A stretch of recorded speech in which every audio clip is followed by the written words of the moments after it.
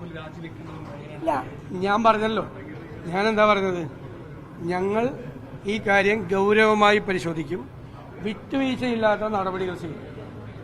അതിൻ്റെ ഒന്നാം ഘട്ടമായി വിത്തിൻ 24 hours ഒരു പരാതി പോലും ഇല്ലാതിരുന്നിട്ടും അദ്ദേഹം രാജിവെച്ചു.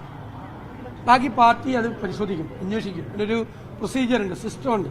എന്നിട്ട് നോക്കാം എത്ര പേരുണ്ട് ആരോപണ വിധേയരായി നിൽക്കുന്ന ആളുകൾ, അവരെത്ര പേര് രാജിവെച്ചു. ഞങ്ങളതൊന്നും നോക്കിയിട്ടല്ല തീരുമാനം. ഞങ്ങളുടെ തീരുമാനം CPM എന്ത് ചെയ്തു, BJP എന്ത് ചെയ്തു എന്നല്ല തീരുമാനം. കോൺഗ്രസിനൊരു തീരുമാനമുണ്ട്. ഇത്തരം കാര്യങ്ങളിൽ വിട്ടുവീഴ്ചയില്ലാത്ത തീരുമാനം. ഞാൻ എല്ലാവരോടും പറയുന്നു, ആരോപണം ഉന്നയിക്കുന്ന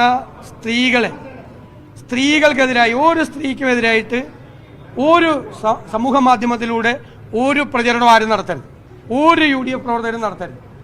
നടത്തി ഞങ്ങൾ അറിഞ്ഞാൽ കോൺഗ്രസ് പ്രവർത്തകരാണെങ്കിൽ ഞങ്ങൾ അവർക്കെതിരെ നടപടിയെടുക്കും. ഒരു സ്ത്രീക്കെതിരെ നടത്താൻ പാടില്ല. അത് ശ്രദ്ധയിൽപ്പെട്ടാൽ അത് നടപടിയെടുക്കും. അത് തെറ്റാണ്. അത് കോൺഗ്രസിന്റെ കൾച്ചറല്ല, കോൺഗ്രസിന്റെ സംസ്കാരമല്ല. അങ്ങനെ ചെയ്യാൻ പാടില്ല. ഒരു സ്ത്രീയെയും സമൂഹ മാധ്യമത്തിലൂടെ വേട്ടയാടാൻ പാടില്ല. അത് കോൺഗ്രസ് ഒരു കാരണവശാലും അനുവദിക്കില്ല.